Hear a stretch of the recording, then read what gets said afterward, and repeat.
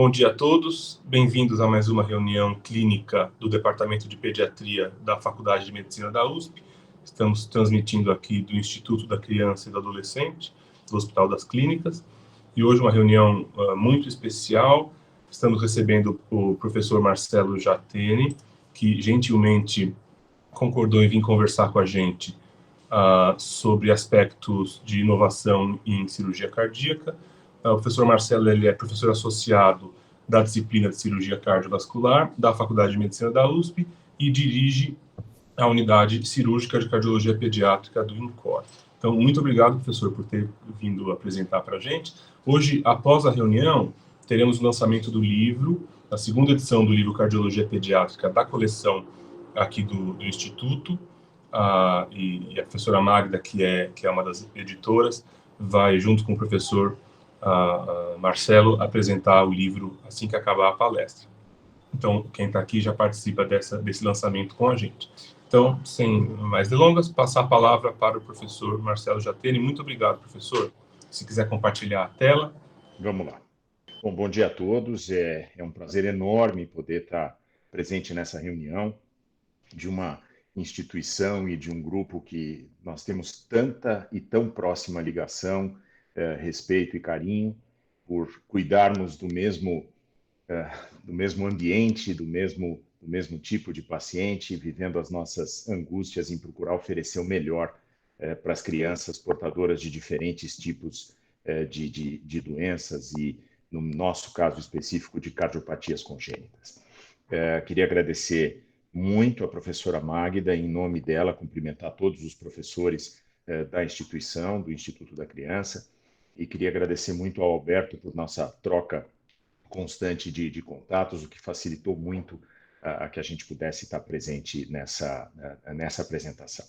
A nossa intenção hoje não é um tema muito corriqueiro, mas mostrar um pouquinho o paradoxo entre épocas diferentes e como a gente lida com diferentes cardiopatias congênitas. Uma delas é com relação, vamos nos remeter ao tempo e à época dos pioneiros, e mais especificamente ao professor Adib Jatene no desenvolvimento da sua técnica cirúrgica para corrigir a transposição das grandes artérias. E depois, mais recentemente, um caso emblemático para todos nós na instituição, onde a gente vai procurar mostrar o processo todo que envolveu o tratamento das gêmeas toraconfalópagas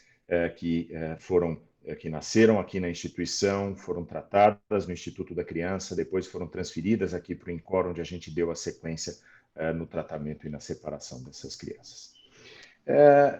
Primeiro, vamos definir o que é pioneiro. O pioneiro é aquele que primeiro abre ou primeiro descobre, é um explorador que desbrava, pode ser um precursor e que anuncia algo novo e algo inovador. Eu acho que todos esses podem ser considerados pioneiros, Santos Dumont na aviação, Bartolomeu de Gusmão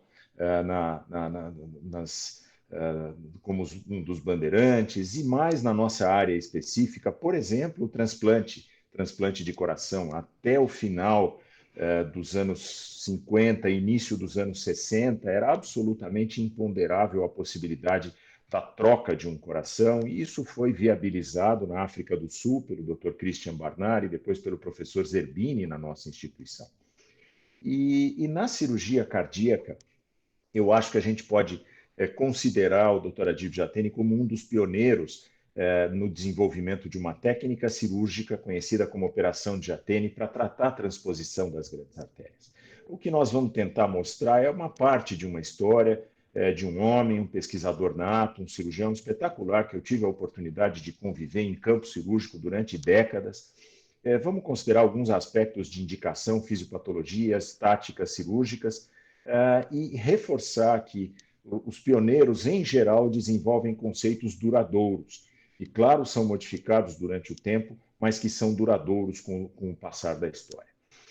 Apenas um briefingzinho a respeito de transposição das grandes artérias, porque são menos afeitos Aqui, neste diagrama, nós temos um coração normal, onde nós temos uma conexão átrio-ventricular concordante, ou seja, átrio direito se conecta ao ventrículo direito, o átrio esquerdo se conecta ao ventrículo esquerdo, e uma conexão ventrículo-arterial também concordante, onde o ventrículo direito se conecta à artéria pulmonar e o ventrículo esquerdo se conecta à aorta. Esse é um coração normal. E o coração da transposição, nós temos a conexão átrio-ventricular concordante, átrio direito, átrio esquerdo, mas nós temos a conexão ventrículo-arterial discordante, ou seja, quem está conectado ao ventrículo direito é a aorta e quem está conectado ao ventrículo esquerdo é a artéria pulmonar. Aqui a gente pode ver um pouquinho melhor nesse espécime anatômico, está aqui o ventrículo direito conectado à aorta e o ventrículo esquerdo conectado à artéria pulmonar. Isso, do ponto de vista de fisiopatologia, são duas circulações independentes, onde o sangue de retorno do coração o sangue de retorno do corpo volta para o corpo pela aorta e o sangue de retorno da artéria pulmonar volta para a artéria pulmonar.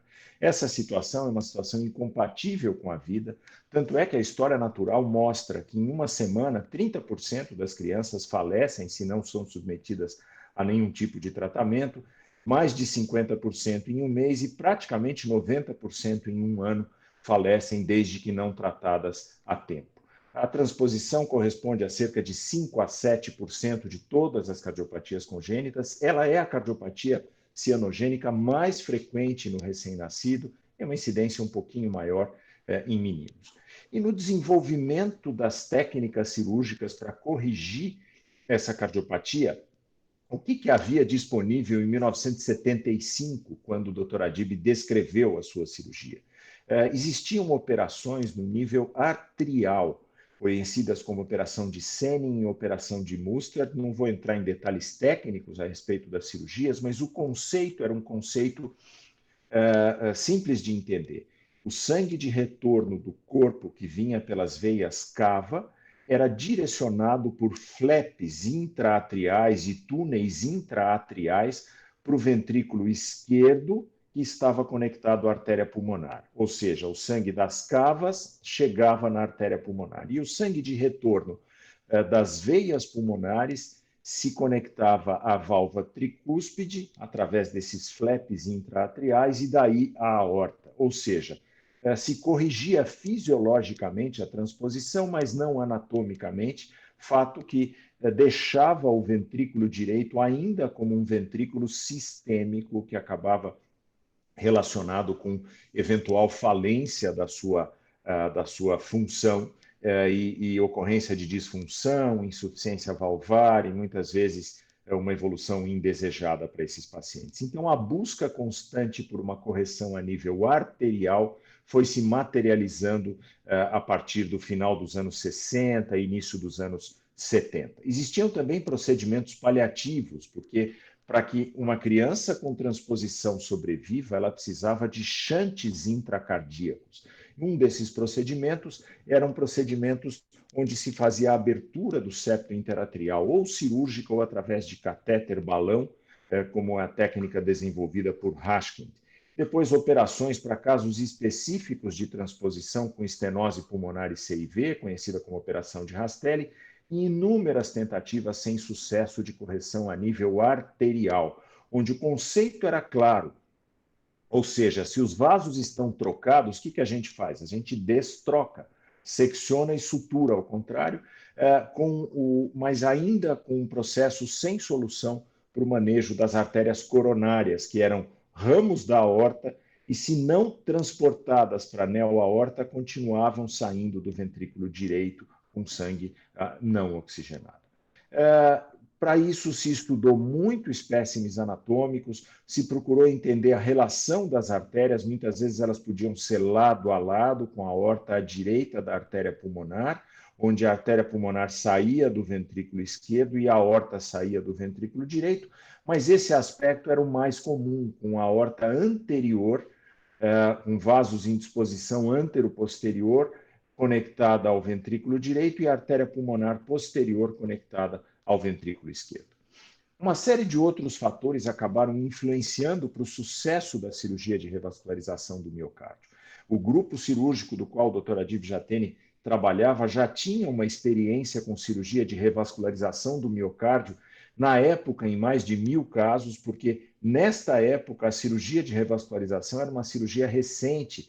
O primeiro caso havia sido feito 4 a 5 anos antes, com o Dr. René Favaloro na Cleveland Clinic, então ainda eram conceitos em desenvolvimento, mas já existia uma experiência muito grande do implante da veia safena na aorta em diferentes posições e muita pesquisa sobre circulação coronariana. Além disso, o estudo constante de espécimes anatômicos possibilitou entender que as coronárias, no caso a coronária direita emergindo do seio coronariano direito e a esquerda do seio esquerdo, tinham uma relação muito próxima com a neo-aorta ou com a artéria pulmonar. Então, a retirada desse ósseo e a translocação para uma nova posição na neo-aorta foi ficando cada vez mais real e possível dentro do processo cirúrgico.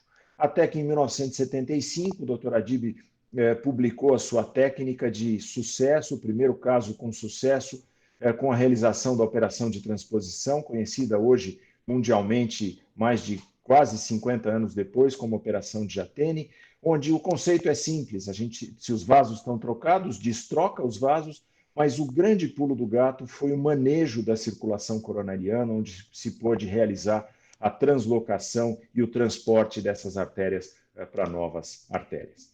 Eu acho que dá para a gente comentar algumas coisas a respeito das 10 maiores descobertas da medicina. Elas geralmente, nós podemos listar aqui a moderna anatomia humana, a descrição da circulação sanguínea e das bactérias, o início da vacinação tão em voga hoje em dia por conta dos problemas relacionados à Covid, a anestesia cirúrgica, o aparecimento do raio-x, a cultura de tecidos, a descrição do colesterol e todo o entendimento das suas ações, o uso dos antibióticos, o controle e o manejo e a descrição do DNA.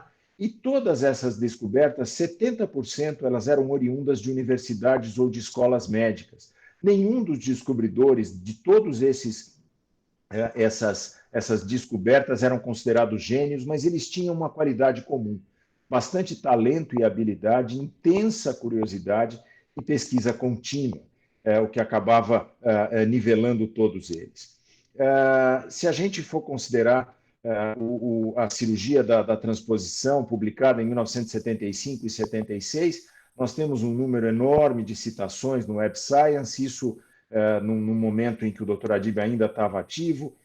Na sua artigo sobre a operação de Jatene foram quase 3.000, a total de produção científica foram mais de 700 artigos publicados, e os artigos mais citados resultaram em mais de 4.000 citações, o que deu um índice H de 34 em função desse processo, ou seja, com repercussão e consequências acadêmicas e científicas também.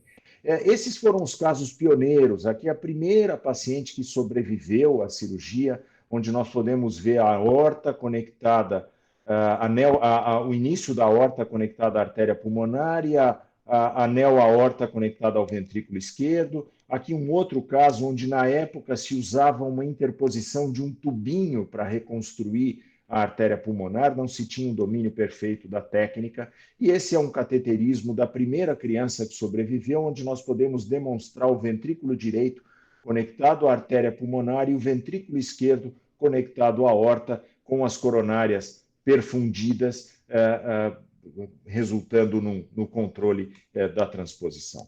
Esse é um vídeo que eu gostaria de compartilhar com vocês em comemoração dos 30 anos da Operação de Jatene, num congresso que foi realizado aqui em São Paulo, onde nós prestamos uma homenagem ao Dr. Adib e convocamos as primeiras sobreviventes da operação para fazer uma homenagem a ele. E no seu discurso final, ele contou um pouquinho de como foi a apresentação dele, e eu gostaria de compartilhar isso com vocês. Teve o simpósio do N4 Hospital, que o Lucchesi está conversando com o Ivo agora. E eu queria apresentar. Tinha uma mesa de cianóticos, E Tozentini apresentou a experiência de Fallot, era uma enorme experiência. E eu precisava fazer um comentário. E estava uma fila para fazer comentário que era um negócio que eu digo, eu não vou conseguir. Tem que se inscrever na véspera. Eu me inscrevi. E aí eu procurei o Dr. Kirkland, que era quem ia presidir a mesa redonda sobre Chanel. Eu disse, Dr. Kirkland, eu me inscrevi para fazer um comentário e é sobre isso aqui, dei para ele a separada. Ele pegou, botou naquela pasta dele e disse, ok, deixa comigo. Não deu importância, eu falei, não vou conseguir.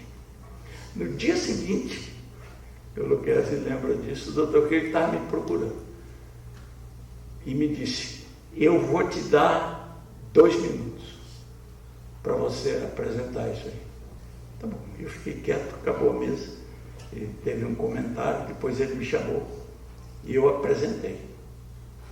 Olha, isso aqui foi uma emoção muito grande para mim, essas meninas lindas que nós operamos, a Cristiane tinha 2 meses, e eu fiquei muito sensibilizado. Mas quando eu terminei de falar, aconteceu um negócio que é difícil de descrever. Um auditório que tinha perto de 400 cirurgiões, todos convidados, chefes de serviço do mundo inteiro, se levantaram e me aplaudiram durante 2 minutos.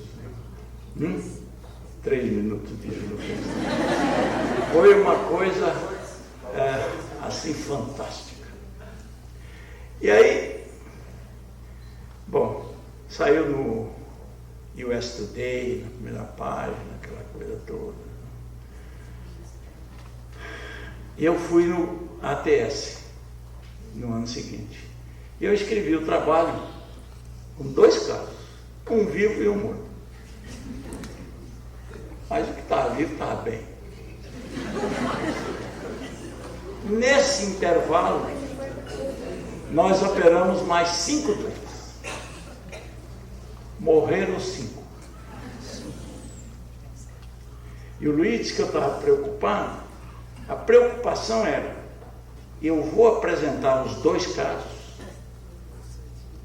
ou eu vou apresentar os 7 casos, com 6 óculos.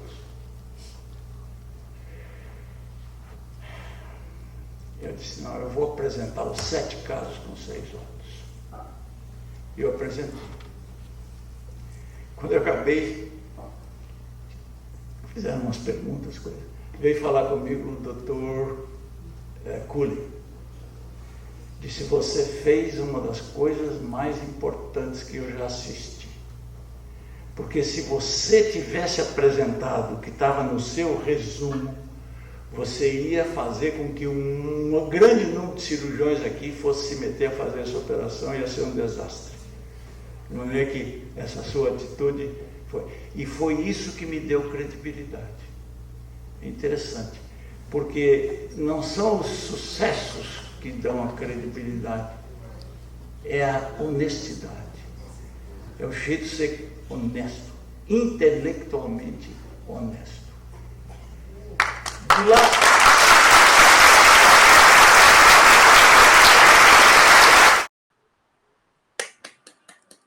Oi, Alberto. Muito bom. Extraordinária a lição. Eu acho que valeria a pena a gente insistir na apresentação, por isso foi essa ginástica toda. Eu agradeço o Alberto e o Rodrigo por terem ajudado. Valeu muito. Eu vou recompartilhar a minha tela para dar sequência aqui na apresentação.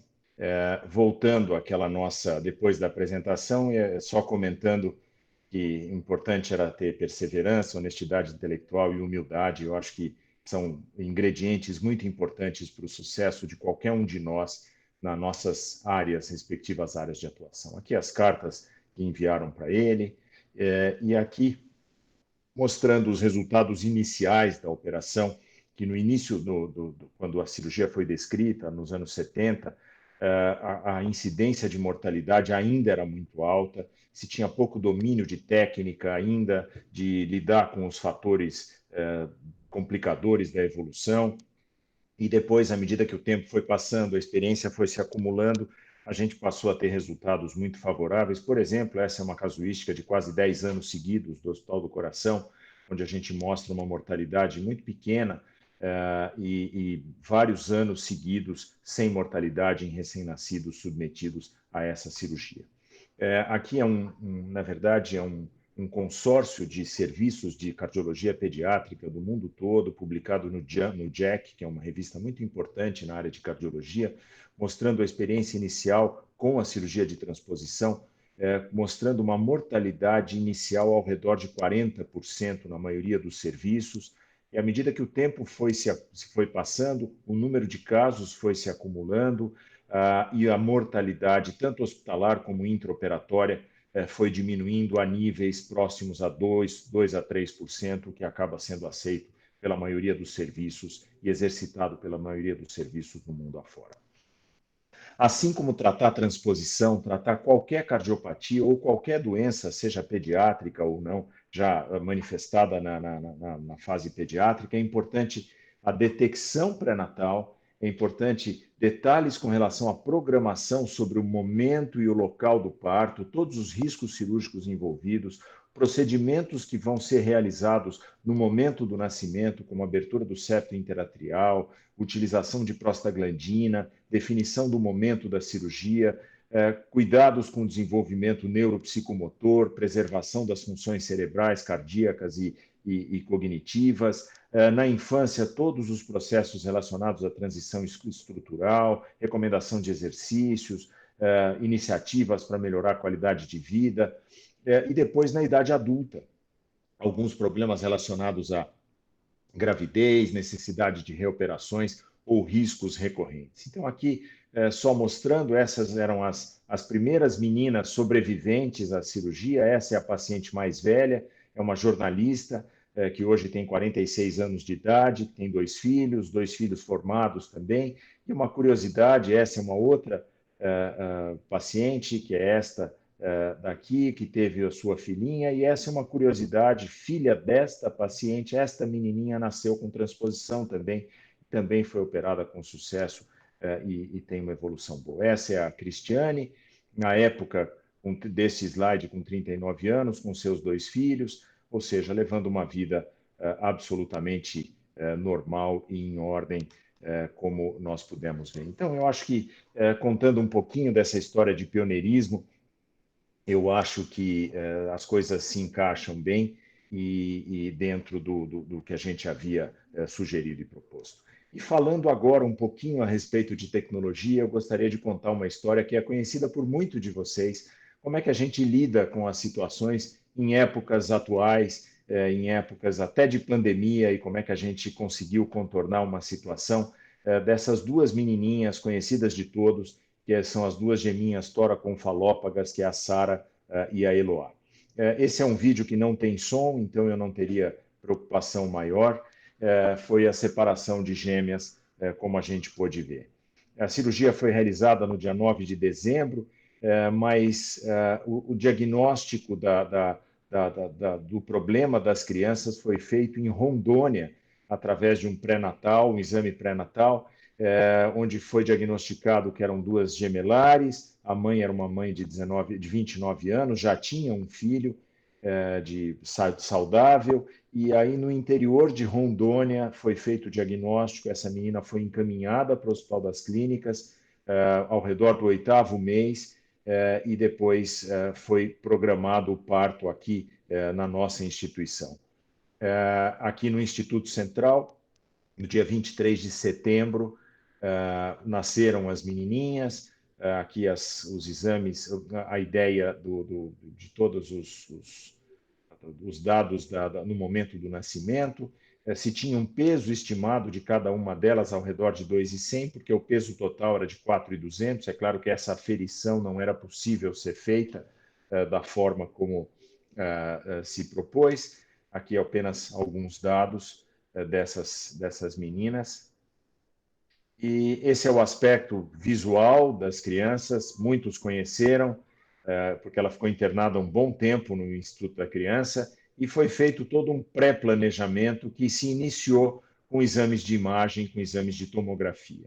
A partir daí, se começou a entender um pouquinho melhor o compartilhamento e se pensar na possibilidade de separação desses corações, já que eram 2 corações separados, e esse é um molde tridimensional que foi feito, e a partir dessas imagens de tomografia, nós fizemos a impressão de um molde 3D, que é esse que nós estamos mostrando para vocês, e a partir daí se começou a entender um pouquinho melhor a anatomia, onde nós pudemos ver que existia um coração em uma das meninas, que era um coração normal, de anatomia normal, e um outro coração numa posição bem atípica no tórax, era praticamente uma ectopia cordis, esse coração com uma cardiopatia, coincidentemente uma transposição das grandes artérias, com vasos, com uma dupla via de saída do ventrículo direito e com uma ampla CIV, que a gente chama de CIV não relacionada. Então, a gente percebe aqui que o ventrículo direito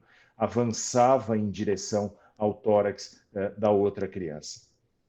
E o que nós pudemos averiguar é que esse seria o coração normal no tórax de uma das crianças, aqui o externo, e nós pudemos ver que o coração de uma delas, no caso aqui à direita, a Eloá, avançava para dentro do mediastino, para dentro do tórax da outra criança, sendo que parte desse coração era ectópico em relação ao tórax da criança.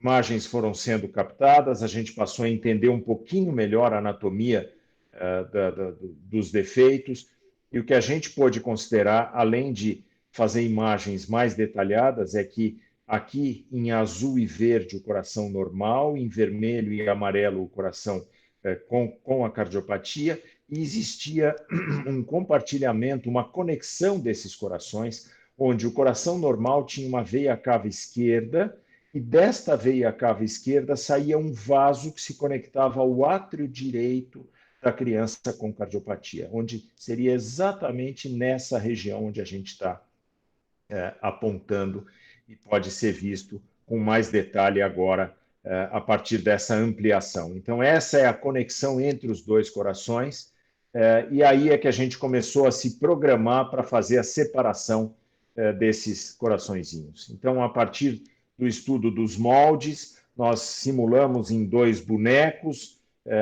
onde a gente tentou entender onde era a posição de cada um deles. Esse foi um intenso estudo que envolveu muitos grupos, muitas equipes, e o que ajudou de forma fundamental foi um modelo tridimensional de realidade virtual, onde nós pudemos exercitar as imagens e girar e rodar e procurar entender todo o posicionamento do coração em relação ao tórax e qual seria a melhor estratégia de abordagem desses corações. Deixar um bebê à direita ou à esquerda, entender como é que a gente poderia manejar com isso.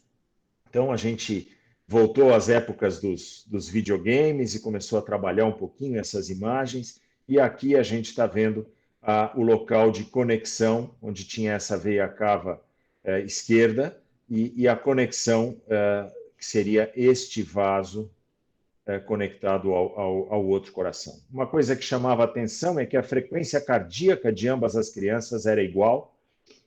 A gente imaginava que um dos corações controlava as 2 frequências, essa era uma preocupação que a gente tinha no momento da separação. Então, se estudou bastante, todos os membros da equipe trabalharam, aqui a doutora Raquel, que foi uma pessoa que deu um incentivo muito grande, uma cirurgiã do nosso grupo, um incentivo muito grande a esse processo todo, o doutor Caneu, também cirurgião do nosso grupo, onde nós procuramos trabalhar bem as imagens, os modelos foram sendo aprimorados, está aqui o doutor Manuel Ernesto, da cirurgia pediátrica, que trabalhou, e o doutor Marcos Silva, que trabalhou também nas imagens, onde a gente passou a entender também a relação do fígado, o professor Fábio também manuseou as imagens, e nós pudemos entender melhor a relação do coração com o fígado, já que existia um fígado comum para as 2 crianças, e a gente foi entendendo cada vez mais a anatomia, como a gente pode ver aqui o fígado comum a ambas as crianças. A partir do momento em que nós fizemos esse planejamento, nós começamos a fazer reuniões constantes com todos os grupos da cirurgia pediátrica, da pediatria, da cardiologia pediátrica, da cirurgia plástica, para fazer o melhor planejamento. Aí sim a tecnologia de Zoom e Google Meet nos ajudou bastante, onde nós fizemos várias reuniões antes, e se optou que o início seria implante de expansores de pele, para que a gente pudesse, no momento da separação, utilizar a pele expandida para tentar cobrir o tórax das duas crianças. Então, esse é o procedimento do implante dos expansores. São expansores usados rotineiramente em cirurgia plástica. O professor Dove Goldenberg e seu grupo teve uma participação muito importante nesse processo. Foram implantados expansores dos dois lados, à direita e à esquerda de cada uma das crianças, e aqui os expansores depois do final do período de expansão.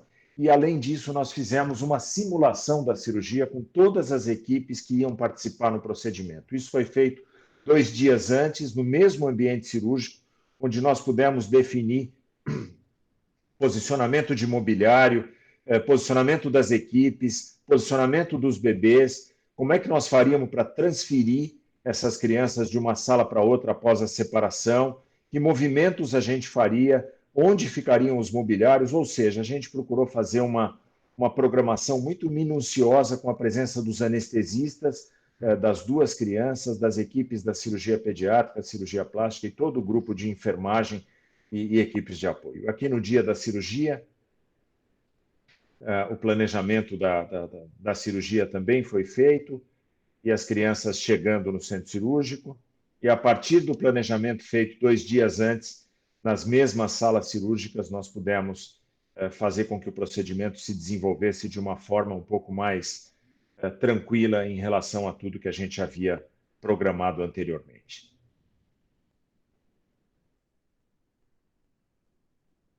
As imagens vão falando um pouquinho por si só.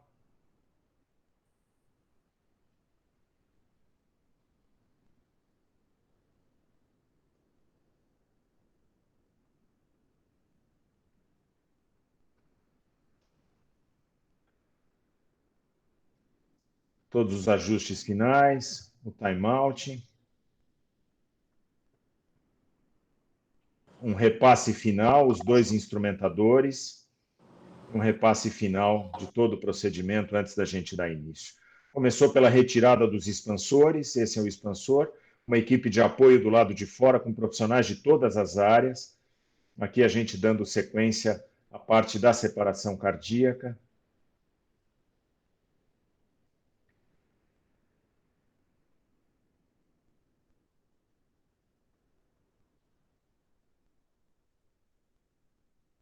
E aqui o que a gente pode observar eram 2 equipes anestésicas, 2 carrinhos de anestesia, um para cada uma das crianças, 2 anestesistas, um para cada uma das crianças. Tudo isso, todo esse cuidado foi tomado.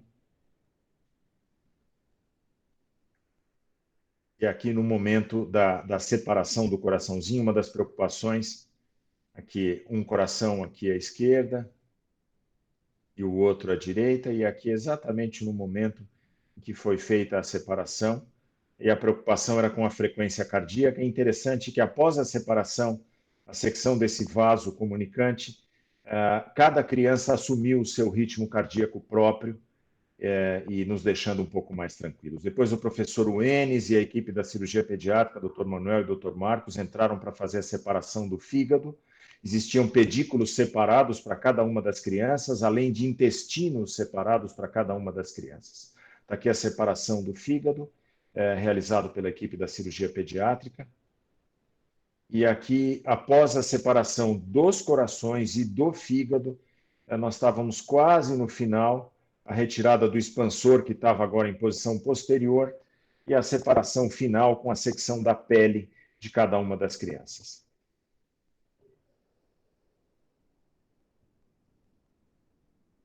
Então, aqui as crianças separadas.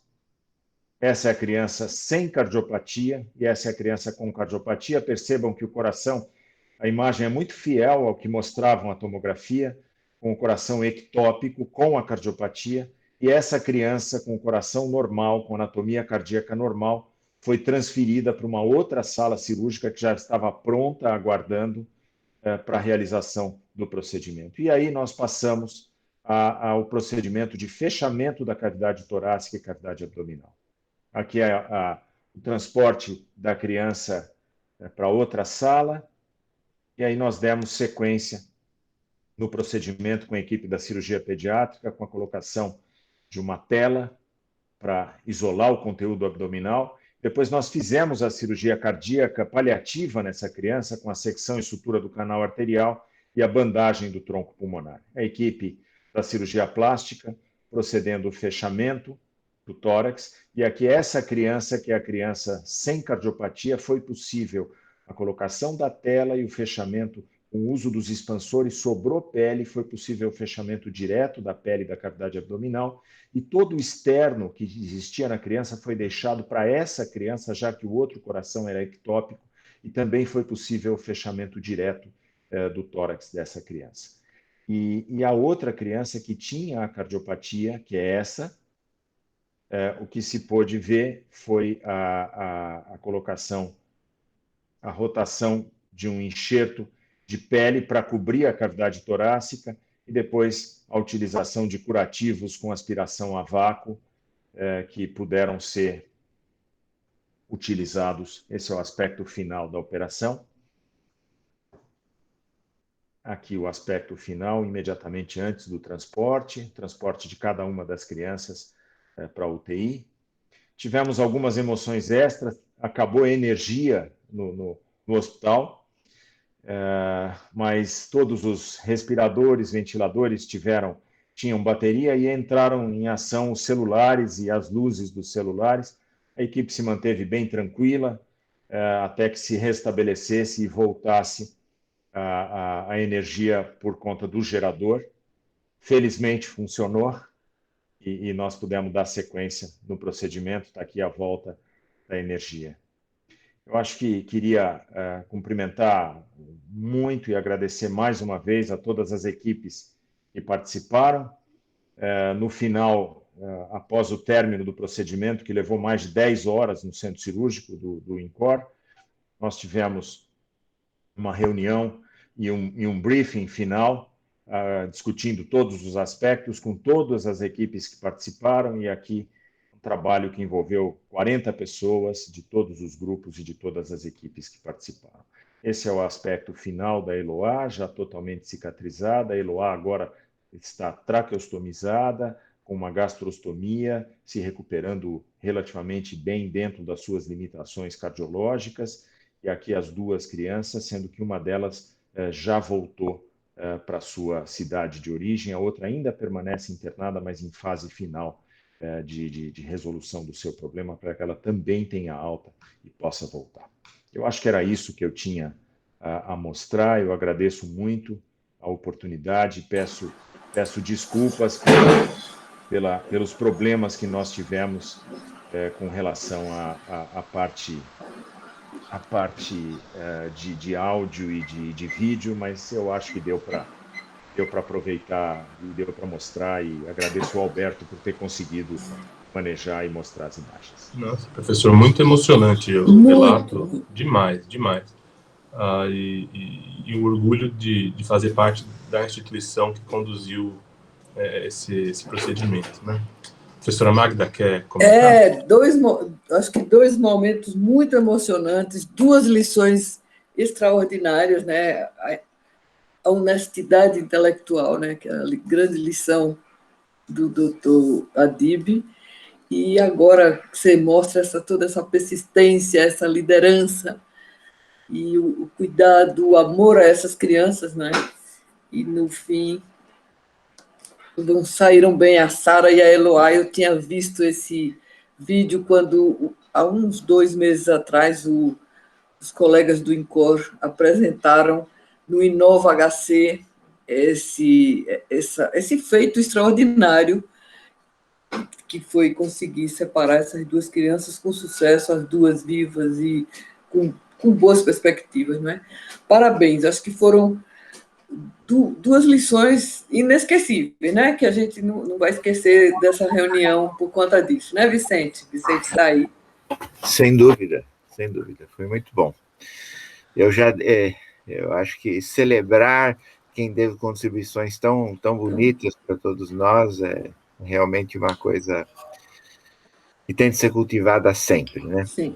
Uhum. E essa sua reunião, Marcelo, mais do que, claro, todo o ensinamento científico que você trouxe e tudo, ele é uma celebração, uma justa celebração. Exatamente. Muito obrigado por compartilhar isso com todos nós. Eu acho que você foi muito feliz, Vicente. É uma celebração do pioneirismo, não é? Que, no fundo, se não tivesse sido todo esse trabalho de Dr. Jatene, Dr. Adib, não chegaríamos hoje nesse ponto. Acho que em grande parte do que nós temos da cirurgia cardíaca, realmente. E é um orgulho para a nossa instituição. E acho, desculpe dizer, mas acho que vocês fazem jus, né? Quer dizer, todas essas equipes do INCOR e de outros fazem jus a esse pioneirismo e a esse entusiasmo que o doutor Adib realmente tinha e deixou, acho que é uma contaminação no bom sentido para sempre, né? Obrigado, professor Vicente, professora Magda. Eu acho que o bastão já foi passado para todos nós, né? E nós juntos temos que seguir adiante. Eu acho que se a gente não tem, talvez, a mesma visão, a mesma genialidade ou a mesma perseverança, eu acho que a gente tem que lutar com as nossas armas para tentar oferecer o que a gente pode de melhor, claro, e o que a gente pode contribuir dentro desse processo todo. Não, mas com certeza tem. E aí eu gostaria, quer dizer, eu acho, não sei, Alberto, você vai abrir para as perguntas primeiro? Eu acho que a gente poderia, antes de passar para o lançamento do livro, abrir para alguma pergunta de alguém que esteja por aqui no Meet ou no YouTube assistindo. Alguém quer perguntar? Alguém quer mandar no chat? A doutora Cristina Corbage já escreveu agradecendo. Alguém tem alguma pergunta para fazer para o professor Marcelo? Olha, eu tenho quase que uma conferência depois para pedir ao professor Marcelo, porque com essa sobrevivência em situações tão favoráveis, né, dos cardiopatas a partir dos anos 80, aí eu venho com a questão do timo, né? Isso deve ser a filha do Vicente, né? A nossa querida Pepa. Desculpe. Não, é muito bem-vinda. Reunião pediátrica, né? Sempre. Então, Marcelo, acabamos de fazer uma revisão sistemática e encontramos uma colega, Nara Cavalcante, uma pós-doc, fez uma revisão sistemática e eu queria, depois, se você tivesse um momento, ver isso, porque nós vimos a questão do timo, né? Nesses casos muito bem-sucedidos, que é exatamente as pessoas, o tempo maior de observação são... Ninguém descreveu ainda 4 décadas, como você está descrevendo essas moças que o doutor Adib operou. E aí nós temos algumas questões e gostaríamos de discutir com você. Essa é uma consequência que realmente se impõe, né, para o sistema imune, no momento em que grande parte dessas cirurgias o timo precisa ser retirado, né? Eu acho que esse também é um processo em evolução, né, Magda? Porque no passado se tinha uma ideia clara de que não tem problema, pode tirar o timo, não vai acontecer nada, isso é importante só num determinado momento da vida, mas ele atrapalha a cirurgia. Existem casos em que ele atrapalha mesmo, onde a gente precisa fazer reconstrução de arco, a própria cirurgia de transposição, às vezes, a gente precisa remover parcial ou totalmente, porque senão a gente não consegue enxergar o coração. Sim. Ele fica muito grande ali na frente. Nessa fase ele é fisiologicamente muito grande, né? Claro. E aí, o que a gente tem feito hoje em dia, e aí é a importância da informação ser difundida e ser publicada e a gente poder discutir. Quer dizer, a evolução foi mostrando que é muito importante a presença do timo para uma fase diferente da vida dessas crianças, mais adiante, mais para frente. Então, o esforço mudou no sentido de que a gente preserve ao máximo o timo. Hoje em dia, eu diria que é quase excepcional a gente tirar o timo como uma decisão pré-estabelecida. É uma decisão que a gente acaba tomando na hora em função de circunstâncias, mas a ideia é preservar realmente e tentar manter da melhor forma possível. E com relação ao levantamento, a gente vai ter o maior prazer em sentar, se debruçar sobre ele e conversar a respeito. Eu teria o maior interesse também em me informar mais. Obrigado. A Nara está também online assistindo e nós gostaríamos mesmo, porque eu acho que nós gostaríamos de, digamos, mostrar os dados desses diversos trabalhos. Quase todos são dos últimos 20 anos. É interessante que tem um trabalho primeiro em 87 e depois param, e aí começa de novo já quase nos últimos anos do século passado e ao longo desses anos. E realmente tudo indica que existe uma senescência precoce, sabe? Quer dizer, aparentemente as pessoas podem ter uma resposta imune senescente, envelhecida, já, digamos, na quarta década de vida. E nós gostaríamos muito, e talvez, de deixar essa lição, né? Deixar essa mensagem, né? O professor Vicente Obrigada. precisou... Obrigado, professor. O professor Vicente precisou sair, ele registrou aqui no chat que tem outra reunião, mas que já, inclusive, presenteou o filho e a nora com os livros que nós vamos fazer o lançamento agora. O filho dele é cirurgião cardíaco e a nora é cardiologista. Professor, quer proceder para falar sobre o livro? Manda lá. Quero.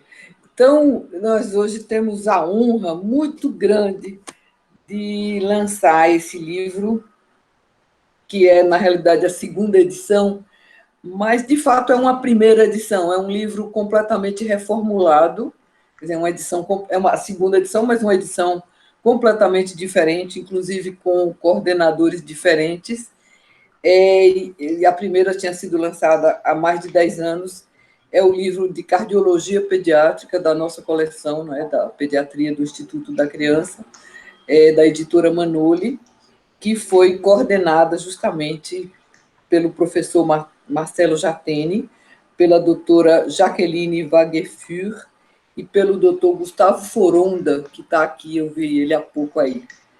E é um livro extraordinário, eu acho que um livro único na literatura nacional, e para nós é uma honra muito grande ter esse título na nossa coleção, e foi lançado há pouco, e agora nós vamos começar a divulgá-lo, porque eu acho que é um livro de interesse dos pediatras, mas certamente também de interesse dos cardiologistas, e eu gostaria de passar a palavra para o autor principal, que nos brinda hoje, nos está brindando hoje com tantas lições, né? Imagina. Professora Magda, muito obrigado pelas palavras com relação ao livro. Eu acho que está aqui, a professora Magda está mostrando o livro.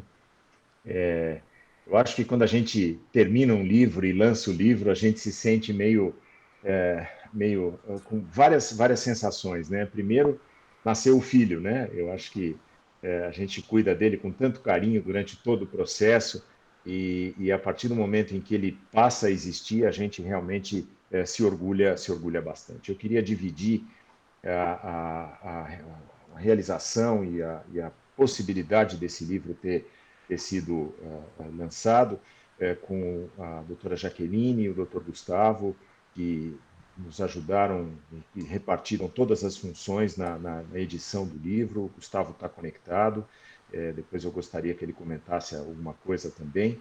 E foi uma tarefa, ao mesmo tempo, fácil, mas, ao mesmo tempo, não tão fácil, porque nós pegamos o começo da pandemia, onde todo mundo, de uma certa forma, perdeu um pouquinho o rumo das coisas, né? A gente não sabia para que lado a gente ia caminhar, como é que as coisas iam ficar, se a gente ia ter problema ou não ia ter problema. E a gente acabou tendo até consequências boas para o livro, porque, apesar de alguns pequenos atrasos em entregas de capítulo, a gente teve a oportunidade de se debruçar um pouquinho mais em cima de alguns dos capítulos, atualizar mais as informações, inclusive incluir um capítulo a respeito de Covid no livro, que eu acho que foi uma coisa interessante, e um outro capítulo a respeito de cardiologia do esporte, orientação de atividades esportivas para crianças com cardiopatia, o que eu acho que é muito importante para o pediatra. Então, a visão, cada autor dos capítulos teve a sua visão muito própria, e todos eram pessoas, tanto do Instituto da Criança, quanto do INCOR, quanto alguns autores externos, poucos autores externos, mas de muita relevância, por exemplo, a doutora Eliane Catani, na parte de cardiologia do esporte, o pessoal da moléstias infecciosas aqui do INCOR, que escreveram um capítulo de Covid. Então, eu acho que tudo isso tem a intenção de oferecer ao pediatra lições e roteirização e protocolização de procedimentos para melhor entendimento de algumas das cardiopatias. Se procurou dar uma mensagem muito direta a respeito de tudo, com muita imagem, muita ilustração. Naturalmente que cada autor tem o seu estilo, a ideia não é mudar muito, mas o foco foi, em cada capítulo, elencar qual seria o objetivo principal daquele capítulo, e isso está muito claro, muito escrito, muito descrito no texto. Então, eu acho que esse lançamento online é muito interessante, né? Nos permite dizer uma série de coisas, mas tira um pouco do compartilhamento de emoções mais próximas, mas, ao mesmo tempo, nos dá a oportunidade de envolver muita gente e da gente poder dizer o que pensa e o que acha. Então, eu queria agradecer muito a confiança da professora Magda, da coleção do Instituto da Criança, para incluir a cardiologia pediátrica como um dos capítulos dessa coleção extremamente importante e extremamente relevante para a comunidade pediátrica como um todo, e a gente sabe que tem muito trabalho pela frente ainda, sabe que daqui a alguns anos a gente vai precisar atualizar uma série dessas informações, porque tudo isso é muito dinâmico, as informações vão aparecendo, as publicações vão sendo demonstradas. Eu acho que na próxima nós precisamos incluir um capítulo sobre timo, em cardiopatias congênitas, já que existem informações muito relevantes e recentes que a gente precisa divulgar cada vez mais. E claro que eu ainda me debruço e gosto muito de ler o livro. Eu pessoalmente me acostumei com essa época. Claro que a gente se transiciona para o computador, mas eu ainda gosto muito de transmitir, de adquirir conhecimento através de livro. Eu gosto de folhear, então acho que o livro físico é uma coisa importante nesse processo. Queria agradecer muito e desejar a todos uma ótima leitura e que o livro possa trazer auxílio na sua prática clínica. Eu não sei se o Gustavo, que está conectado, gostaria de comentar alguma coisa. Gustavo? Olá. Oi, Marcelo, doutora Magda, Alberto, todos que estão presentes. Na verdade, assim, primeiro comentário que eu queria fazer em relação à palestra do Marcelo. Eu acho que sempre é emocionante ouvir o doutor Adib falando. Felizmente, eu estava presente nessa palestra dele e queria comentar uma outra comemoração que a gente teve em relação ao doutor Adib, porque eu acho que é sempre um orgulho para todo brasileiro e para a gente que é cardiologista pediátrica ver tantos feitos de uma pessoa e que deixam a gente orgulhoso e com vontade de fazer e mostrando que é possível fazer, né? Eu, uma palestra num congresso mundial que o próprio Marcelo proferiu e que acho que talvez foi uma das palestras mais emocionantes que eu vi em relação a toda a trajetória do Dr. Adib. E realmente uma homenagem à cirurgia de Jatene, né? Então, eu trabalho aí com o Marcelo praticamente diariamente e realmente é sempre um orgulho falar do Dr. Adib, e participei aí de alguns congressos também falando do Dr. Adib, e realmente só tenho a agradecer a gente poder compartilhar todos esses ensinamentos de uma pessoa tão ímpar como foi o Dr. Adib, né? Então, parabéns, Marcelo, por mais uma apresentação maravilhosa, né? Apesar aí das intempéries aí da tecnologia, mas sempre é muito bom ver o Dr. Adib falando.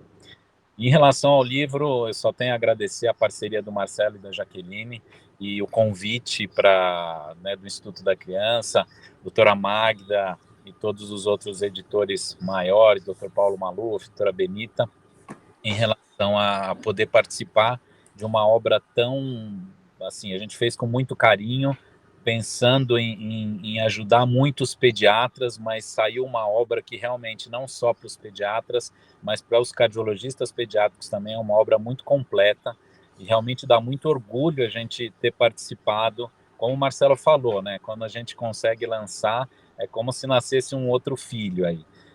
A gente fica muito orgulhoso de poder compartilhar, e realmente acho que ficou uma obra muito completa, e eu só tenho a agradecer realmente o convite e falar que realmente é uma honra ter participado dessa obra. Mais uma vez agradecer a parceria da Jaqueline e do Marcelo, que realmente a gente acabou fazendo um trabalho conjunto aí que deu muito certo. Mas queria agradecer, parabenizar e desejar uma boa leitura a todos.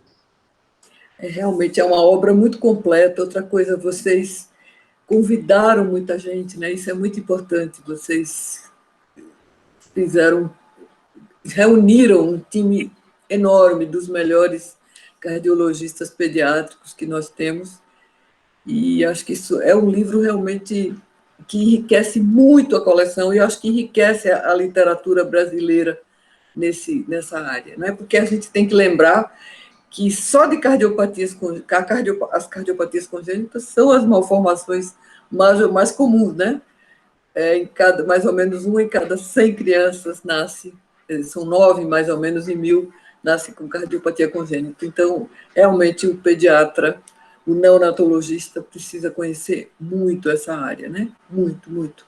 E realmente nós temos o privilégio de ter o INCOR aqui, muito perto, mas eu espero que essa reunião seja uma maneira da gente se entrosar e colaborar mais de perto, agora acabando essa pandemia, mais e mais, porque é uma área de extrema relevância, com a Covid, mais ainda, a cardiologia pediátrica. E eu, assim, em nome dos editores dessa coleção, agradeço muito. Para nós é uma honra ter uma obra desse porte, com essa qualidade entre os nossos títulos. Muito obrigada mesmo, assim. E o Alberto está mostrando aí, porque eu estou mostrando em espelho, e acho que dá para ver que é um livro, digamos, com 529 páginas, e como o Marcelo já tinha mencionado, com muitas ilustrações, inclusive com ilustrações coloridas, tem uma parte no final com fotografias muito bonitas e anteriormente com muitos esquemas. Realmente é um livro extraordinário, é um dos grandes livros da nossa coleção. Olha, muito obrigada, viu? Assim, nós ficamos muito agradecidos e muito honrados de vocês nos presentearem com essa obra. Muito obrigada mesmo. Nós é que agradecemos. Obrigado. Eu agradeço também sempre o apoio da editora Manoli, que eu acho que elas querem fazer, falo elas porque hoje as diretoras são todas meninas, elas querem fazer um lançamento nacional também online. Mas a nossa maneira de ser atualmente, né? Claro. Eu não podia também deixar de agradecer, professora Magda, a Cássia, que foi a pessoa que a gente teve mais contato e teve toda a paciência e o manejo. Ela foi muito jeitosa em lidar com o processo todo. O Gustavo lembra bem das mensagens e tudo mais, mas eu acho que o processo foi leve, foi tranquilo, eu acho que correu tudo bem, graças a Deus. Com certeza, com certeza. Com certeza, eu acho que é um agradecimento e um presente que vocês deram para toda a comunidade pediátrica e a comunidade dos cardiologistas pediátricos. E uma das coisas que muita gente tem realçado é o número de autores, o número de participações, o número de posições diferentes que o livro contém. Isso é muito importante, isso é realmente marca de liderança, né? Gente, acho que podemos ir caminhando para o final da reunião, pelo avançar da hora. Doutor Marcelo, muito obrigado por ter vindo, foi realmente emocionante ouvi-lo falar. Foi emocionante. Vai ser inesquecível, né? Esse vai ficar, né? Como uma das inesquecíveis. E logo a gente coloca no canal do YouTube. E aí quem não conseguiu ver vai ter a chance de ver. Se eu só pedir ao Gustavo para dar um beijo na mãe dele, que foi minha colega no ICB, a doutora Nete. Com certeza. Para quem não sabe, eu conheço a doutora Magda. Trabalhei. Está na faculdade, inclusive. Então é sempre um orgulho estar participando. Um beijo na Nete. Obrigado, doutora Magda. Então, muito obrigada, Marcelo, muito obrigada, Gustavo. Agradeço de coração o convite. Obrigado. Muito obrigada, Alberto, Rodrigo, Marchione, todo mundo que apoia essa reunião. A gente se vê na próxima. Obrigada, Cardozinho. Não deixe mais de vir, hein, Cardozinho. Cardoso está sempre aí, professora. Ele é público. Que bom. Até mais, gente. Tudo de bom. Obrigado. Tchau, tchau. Obrigada.